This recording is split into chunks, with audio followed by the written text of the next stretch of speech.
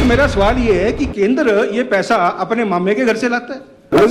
Let me speak sir, let me speak, not fair. अभी आपकी बारी आएगी तब बोलिए। इंडस्ट्री तो ठीक है, लेकिन होटल इंडस्ट्री को जो है जो 1 रुपए की सब्सिडी दी हुई है, हमने ऐसी फालतू की सब्सिडियां उन लोगों को दी हुई हैं जो शायद जिनको वो सब्सिडी की जरूरत नहीं। हमारा ये मानना है कि सब्सिडी उसको दो जिसको जरूरत है, और जिसको जरूरत है, जो बीपीएल परिवार है जो पैसा नहीं दे सकता, उसको 150 यूनिट क्यों, उसको 300 या 500 की अगर उसको जरूरत है आप उसको फ्री दीजिए। लेकिन जो साधन संपन्न परिवार है उसको सब्सिडी की जरूरत नहीं है। इसीलिए अगर आप देखिए कि पहले फेज के अंदर सारे के सारे एमएलए सबने स्वेच्छा से अपनी सब्सिडी छोड़ी, क्लास 1 और क्लास 2 ऑफिसर्स सबने स्वेच्छा से अपनी सब्सिडी छोड़ी, लेकिन जो हमारा कमजोर तबका था, जो हमारा गरीब तबका था, उसकी सब्सिडी जो है वो हमने उसको हाथ नहीं लगाया।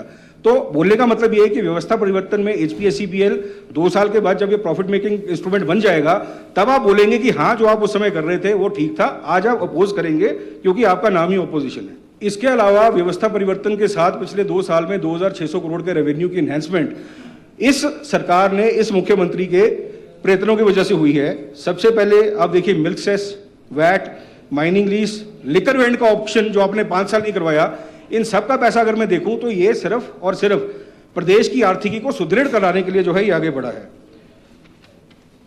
और सर अब मैं मुद्दे पे आ रहा हूं जी।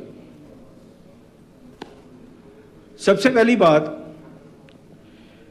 कि आपने देखा होगा विपक्ष के नेता रोज जो है वो अखबार के पास जाते हैं, अखबार इनकी उसी तरीके से खबर लगाता है। आज मुझे पता चला है ये शायद पैसा देके लगवाते हैं, क्योंकि ये सोच रहे कि हमने कुछ और वो करके लगाई है कि केंद्र की सहायता ना मिले, केंद्र पैसा ना दे तो ये सरकार ना चल पाए। हैं सर मेरा सवाल ये है कि केंद्र ये पैसा अपने मामे के घर से लाता है कि जी मतलब नानिया के घर गए मामे 100 रुपया पाईता 10 रुपये जेड़े मैं हिमाचल तो दे दें। कहां से देता है केंद्र हमको पैसा? कहां ये पैसा देता कहां से? और ये आप बात करते कैसी हो कि केंद्र सहायता ना करे तो ये सरकार कोलैप्स हो जाए। अरे केंद्र का पैसा हमारा पैसा है, हमारा पैसा सर, हमारा पैसा है, केंद्र का पैसा नहीं है, हिमाचल की जनता का पैसा है, उस गरीब किसान की जीएसटी का पैसा है जो केंद्र के पास पड़ा हुआ है, वो हमको वापस देते हैं। इस पे आप एहसान मत जताओ, इस पे एहसान मत जताओ। आप एक विपक्ष का काम नहीं कर रहे। और मैं आपको बताता हूं, मैं इस आर्थिक कंडीशन का गुनहगार आपको मानता हूं और I will prove it to you. मैं आपको साबित करके दिखाऊंगा, क्योंकि मैं आपको बताता हूं सर, रेवेन्यू डेफिसिट ग्रांट जब स्टार्ट हुई थी तो ये रेवेन्यू डेफिसिट ग्रांट मिली थी इन ल्यू ऑफ द रेवेन्यू जो आपका फॉल करेगा। ग्रांट थी सुनिए 2020-21 में ये ग्रांट थी 11,431 करोड़। सर गिनते रहिएगा, 11,431 करोड़ जब आपकी सरकार थी। इसके बाद आई 10,249 करोड़ आपकी सरकार थी। 22-23 में 9,337 करोड़ आपकी सरकार थी। आपको पता था ये ग्रांट 3,000 करोड़ पे पहुंच जाएगी 6 साल में, मतलब 8,000 करोड़ ये ग्रांट कम होगी। आप मेरे को ये बताइए अपने 5 साल में ये 8,000 करोड़ को कॉम्पनसेट करने के लिए, रेवेन्यू के लिए आपने किया क्या? और अगर आपने नहीं किया तो क्यों नहीं किया?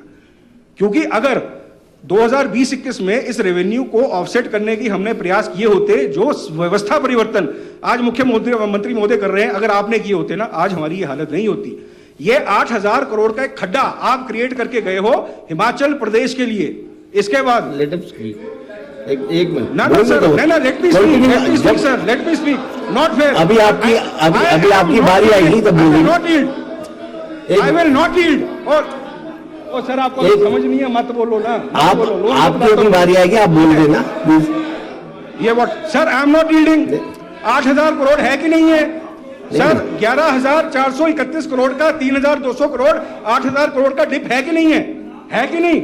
नहीं नाम नहीं लिया मैंने कहा नहीं लिया, मैंने कोई नाम नहीं लिया, मैंने नहीं नाम लिया, नाम नहीं लिया, मैंने नहीं नाम लिया। अगर आप लोगों ने प्रयास किए होते। हाँ जी सर, अच्छा आप बोल देना, लंच के बाद आप नहीं बोलना है। उसके बाद सुनिए, माननीय लंच के बाद आप नहीं बोलना है। माननीय सभापति